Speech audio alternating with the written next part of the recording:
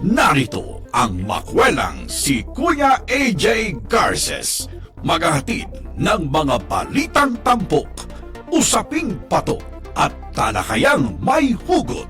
Tonight with Kuya AJ. Magandang gabi po mga kabayan. Ito po lang yung lingkod. Tuwing weekdays, anyong mga kasama. Tonight with Kuya AJ. Ayan, palakpakan. Ngayon ay August 11. It's a Tuesday. Tuesday. At kayo ba ay nakapag-dinner na? Ano ba ulam natin ngayon? Nakapagluto na ba kayo ng...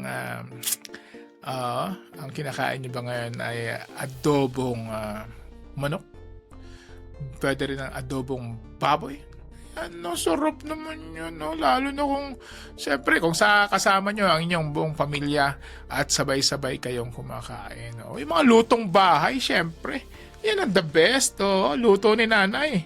Kahit maingay sa kusina. Ay, nagugas ka naman dyan! Ay! Yung tinulugan mo, naligpit mo na ba? Ganon, ang lutong bahay. Hindi daw lutong bahay yan pag walang maingay na kusina. Diba? Yan ang makulay. You put color sa inyong household sa pamagitan ng inyong nanay. Diba? Siyempre, hindi tayo mag-uusap tungkol sa pagkain ngayon. Ito ay mag-share ulit tayo ng mga bagay-bagay sa technology. Pagkakasahin natin sa ating time slot. Ang time slot po natin ay 8 to 8:30 Monday to Friday. Di ba? Pag-usapan natin yung mga maliit na topics lamang sa technology. Yung mga simple lang. Hindi masyadong complicated. Hindi tungkol sa Paksilica. Di ba? Narinig yan? Paksilica, laki-laki ng center nilang itatayo dyan sa bahagi ng Clark. Clark area sa may Tarlac side. Kasi ang Clark, dahil nga yung Clark, dating Clark Air Base. Yun nga. Hindi sapatos. Clark Air Base. Yan. Ay dating Air Force facility. Isa sa pinakamalaking Air Force military facility ng bansang United States of America outside US. Yan, yung Clark Field dyan sa Pampanga. Pero ang Clark Field, Pampanga ay malaki. Kaya may Pampanga side, may Tarlac side. Hindi ko nga alam kung may Bataan side pa ba yan. Sabihin nyo nga, mag-chat nga kayo sa ating YouTube channel. YouTube channel. At yan, magbabalik po ang programang Tonight with Kuya AJ. Sa ito, iba na naman mga technology discussion. Importante yan. Siyempre, para makapag-adapt tayo lagi. Makapag-adjust. Yan, makapag-adjust. Magbabalik po ang programang Tonight with Kuya AJ. Be right back. Huwag aalis.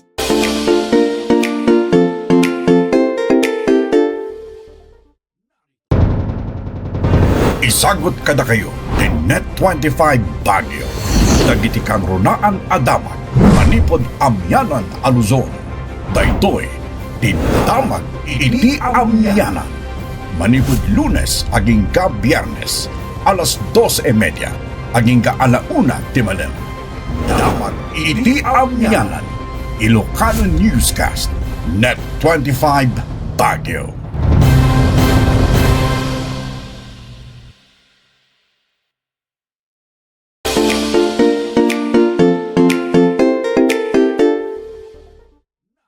Ayan!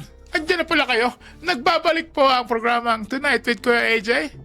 Kuya AJ Garces. Aldrin Garces.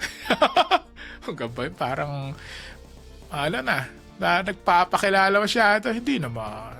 Baka kalimutan nyo lang. Alam nyo na. Pag nagkataon lagi niya ako maalala.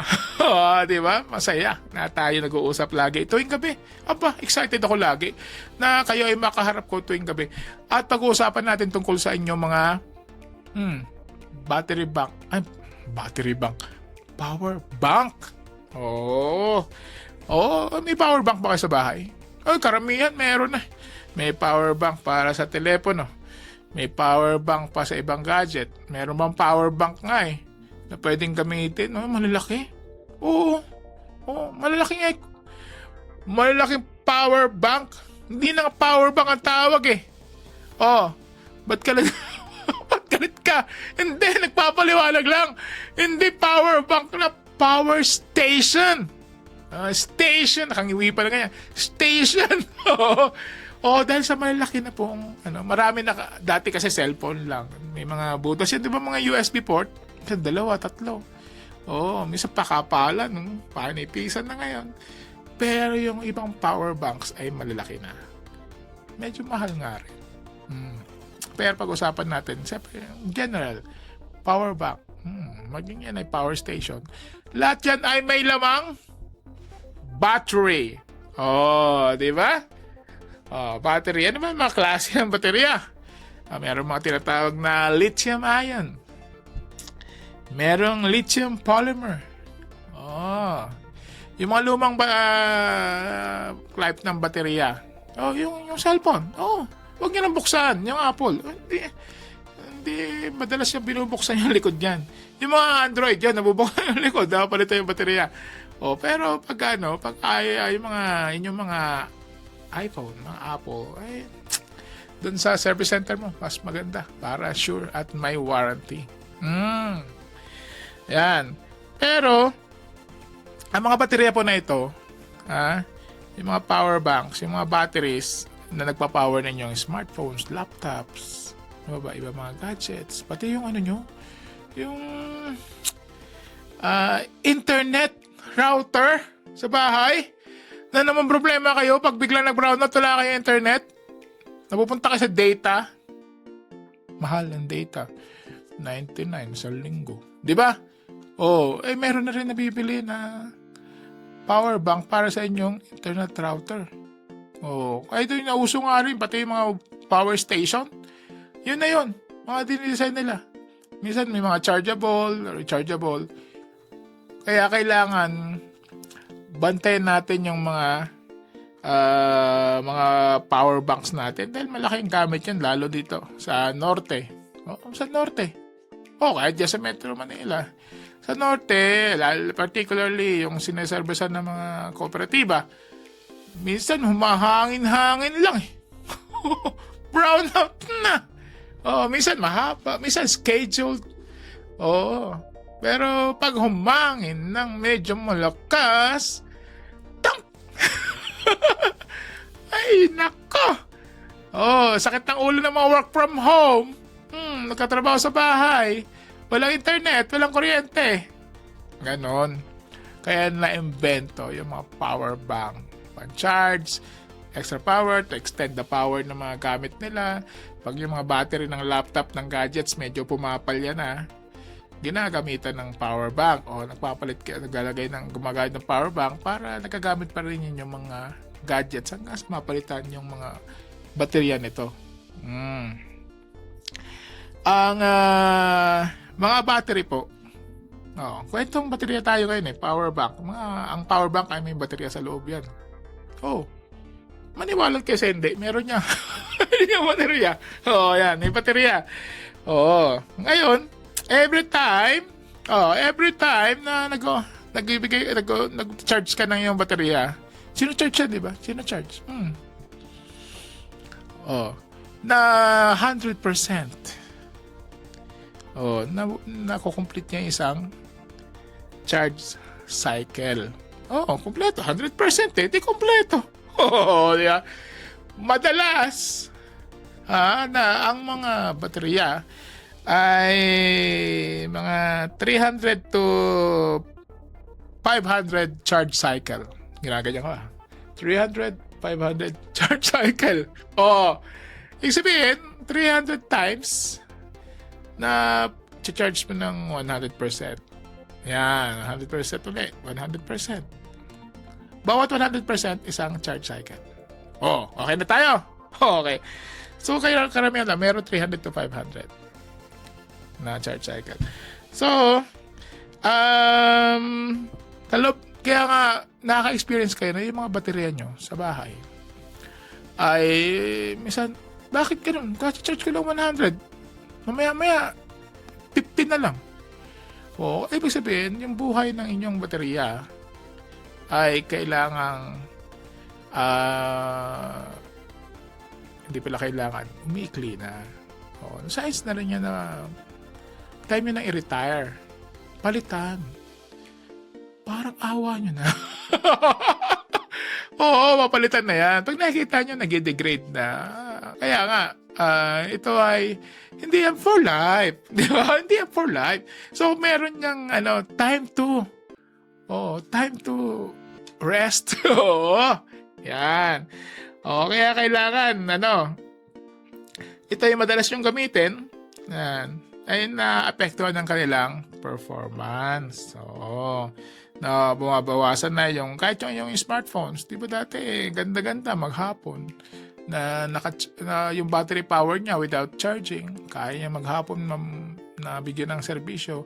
Pero minsan, para umaga pa lang nag-goodbye na eh. Di ba? So, kailangan nating bantayan yan. Kaya kailangan alamin nyo rin yung capacity, yung type ng yung battery. Meron tinatawag na mga 10,000 mAh power. Yun. Yung nakitang rating sa mga baterya eh. Alam nyo na. Habang tumataas yung mAh, yan, ganyan MMH, MAH, ay mas matagal yung kanyang service power. Merong mga 5,000 lang. So, depende. At kailangan mo rin alamin yung capacity ng mobile phones. Kung anong klaseng, Google mo naman yan. Anong klaseng model ng mobile phones mo, brand, model, ano yung klase ng baterya. Diba? Kung hindi masyadong, siyempre, kailangan mong bantayan.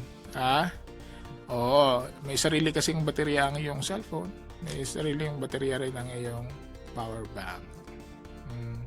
Ang mas matagal, yung mga older power bank natin ay nagiging delikado. Nagiging delikado yan. Kasi nga, kung ito ay madali, lagi mong sinacharge, tapos iniiwan mo, merong ganon. Pagka-charge nga, iiwan niya. Tutulog. Ay, wag niyong gawing practice yan. Mahaba yan. Lalo kung iniwan nyo, malapit sa kurtina, malapit sa mga highly combustible materials. Di ba? Ay, yung iba nga, nakita ko, nakapatok pa sa tangke ng gasol. Ay, oo. LPG pala. Brand pala yung okay. Basingilin tayo. Yun, sa LPG tank, na pinapatong pa ron. Pinapatong sa, lapit sa kortina. Bad bad practice. Dapat, pag nag-charge kayo, ito ay nakikita ninyo. Mas magandang practice yun. Kaysa sa iniiwan mo yung iyong charging, yung cellphone, minsan ay nagkukos ito ng fire. Di baling masunugan ka, di baling manakawang ka ng ilang beses, wag ka lang mautangan? Hindi, masunugan. Di ba? Ay nako. Meron pa rin lalo na kung ito ay, kaya madalas nyo di ba narinig sa aeroplano, pagsasakay kayo ng mga plane, swerte naman ng iba dyan, sana all, nakabakasyon ngayon. Nagpunta ng abroad. Nagpunta ng kahit local flights, kung domestic flights, ay talagang matinding binabantayan yung pagsasakay mo ng mga power bank sa inyong carry-on at sa yung check-in. Pag check-in, ay yung nilagay sa ilalim ng eroplano, yung sa cargo. Yung dine-in. gutom na talaga ako. Yung carry on bag, yung mga backpack mo, yan, may dala kang paper bag. Yon. Kaya ni-require nila na ang power bank ay nalagay sasakay mo sa carry-in. Di ba? Huwag ilalagay dun sa sa maleta mong palagay sa ilalim ng plano. Ayan, dahil ito ay pwede ba mag-cost ng fire. Di ba? May mga cost ng ganun sa mga nakikita niyo sa mga sa mga iba mga video online. Magbabalik po ang programang Tonight with Kuya AJ. Be right back.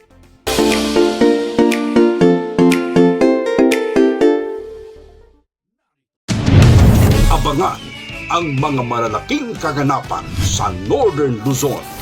Ihahatid ng Net25 Baguio. Mata ng Agila. Northern Luzon. Lunes hanggang Biyernes, alas 4 ng hapon. Mapapanood sa Net25 Baguio Facebook page at YouTube channel.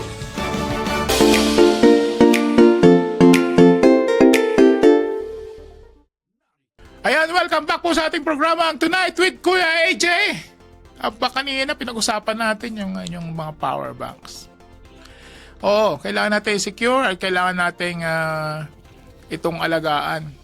Wag hayaan nating nakababad magdamag, pati yung mobile phones na iiwan sa bahay na pwede mag-cause ng fire, at wag na nating yakapin yung ating mga mobile phones hanggang sa pagtulog.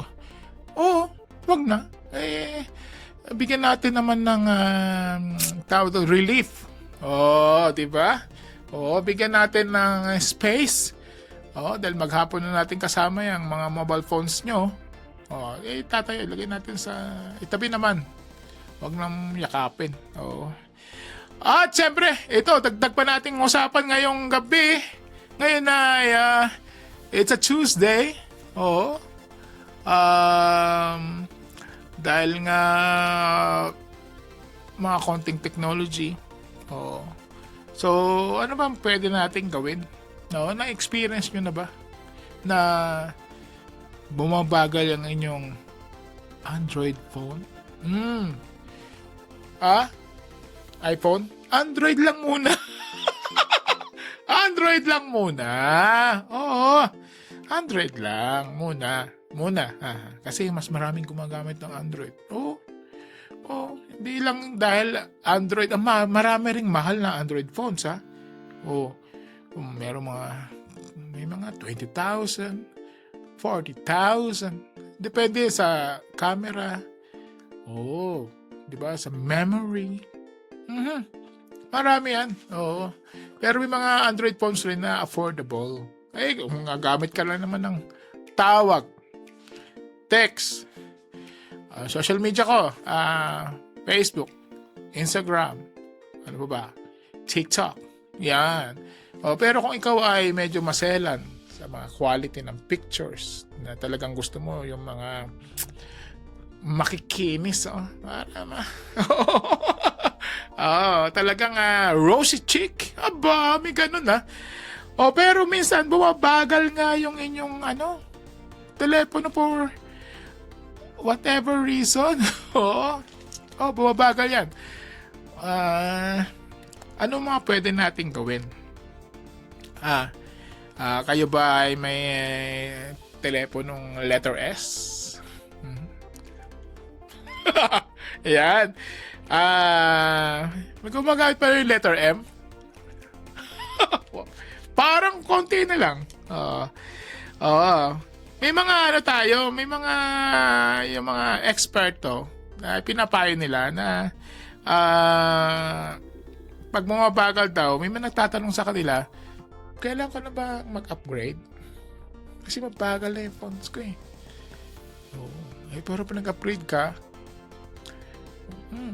parang upa sa bahay. Na ang mahal. Magagamit ko ba, ma-utilize ko ba yung aking phones? Paano ko ma-utilize ito? At paano ko mapapabilis ulit? Kasi dati ang bilis-bilis eh. Yung iba gumagamit lang, i-clear lang yung yung cache. Gumaganyan pa, cache. Iba naman ang pinasabi nito, cache. Yan. C-A-C-H-E. Yung mga mobile phones nyo po kasi, meron niyang storage. Yan. Dito muna tayo sa storage, no? Yung storage, meron yung physical storage. Yung parang hard disk. Pero, ang storage niyan ay through integrated na. Ibig sabihin, nasa chips na. Dati, yung usong storage, yung mga kilala ko dyan na may hard disk pa. Iba yung storage nun, yung mga CPU natin, sa mga desktop, laptop. Nung una. Ngayon ay solid state na. Yan. Yan. Okay. Plus, meron rin iba-ibang storage yan na memory. Ginagamit rin yung storage ng memory. Kasi pag nagpapatakbo ng app, ang mga computer, mobile phones, yung mga app, gumagamit yan ng mga temporary storage. May gumagamit yan. So, may storage kang physical, meron kang memory. Di ba? Minsan naman, yung storage mo, yung mobile phone mo, kaya kailangan, pag bumibili ka ng mobile phones, yung physical storage saka yung memory storage kasi pag in-extend yung storage doon, di ba may up to, minsan bibili kayo mga mobile phones na kaya nang gawin yung storage niya pinapalaki, pero ang ginagamit pala niya ay memory. Nag-share siya sa memory. Okay, so with that, nababawasan yung memory capacity kasi nga may mga app na gumagamit muna ng temporary storage using your memory. Bakit? Mas mabilis mabilis. Yung nagamit siya ng mga app. Ngayon, pwede mo i-clear yung cache. May cache yan. Pwede mo i-google yan. Cache. How to clear cache sa aking mobile phones. Yan. Ngayon, pwede ka rin gumamit ng mga application. Pwede mong i-research. Yan, mga clearing app data. Yan. Yan. May mga application na paglinis. Pwede mong i-reset. Meron ganun. I-reset mo sa factory setting yung iyong mobile phones. Yan. Lahat yan ay may mga makikita kayo sa YouTube. Mga tutorials. Tingnan nyo lang yung mga comments alalay lang yung mga na-excite na mag-clear na kailang memory o na kailang storage ng inyong mobile phones. Matuto kayong mag-backup. Kailan matuto tayo mag-backup? Lalo na kung kayo ay mahilig sa mga videos, pictures na tinitreat nyo as para memory, part ng aking life. Ng life cycle. Hindi matigil kundi talaga may picture daily. May selfie. May ano ba mga kuha, mahilig sa mga view. Yan. Sa mga landscape. Yan. Sa people. Daily routine. Nagkakape. Nagluluto. Nag-rest. Nasa beach. Yan, surfing. Yan. Kailangan nyong i-backup yan. Marami pong way ng pag-backup. Merong external. May mga nabibili pa rin ngayon na external, USB. Pwede nyo ilagay sa mga external drives ninyo.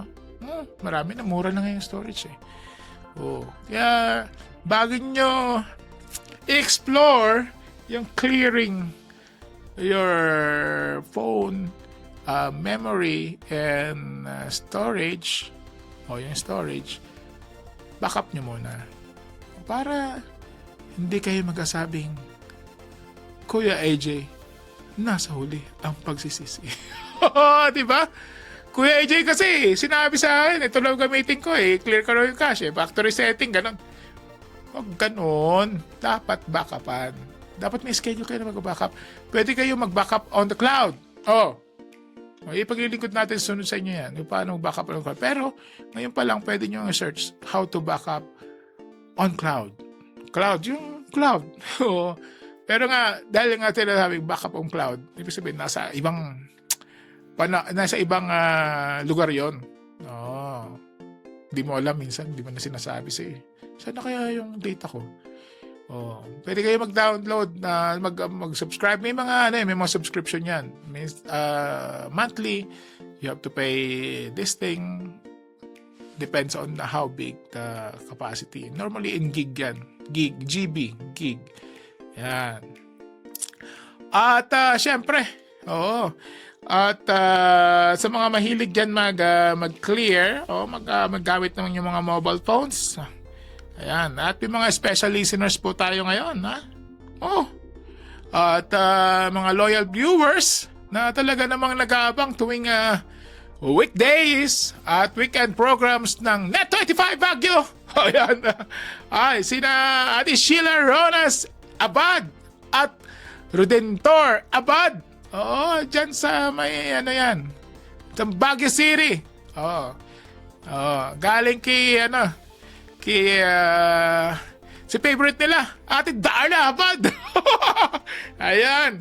At syempre, salamat po sa inyong patuloy na panonood sa ating programa. Ngayon ay nakapagbigay tayo ng another technology tips sa inyong power bank at sa pagbubura o paglilinis ng inyong mga mobile phones, may storages. Pwede nyo burahin yung mga app. Pag hindi nyo ginagamit, tanggalin nyo na. At para makaluwag-luwag. Hanggang sa susunod pong araw ng ating pagkikita. Tomorrow, dito po sa programang Tonight with Kuya AJ. Bye! Ate Corna Garces! Bye! Tonight with Kuya AJ kasama si Aldrin Garces. Patuloy ninyong subaybayan ang mga talakayang tapat, impormasyong dapat at sapat sa panlasa ng taong bayan. Dito lamang sa Net25 Baguio. Tonight with Kuya AJ.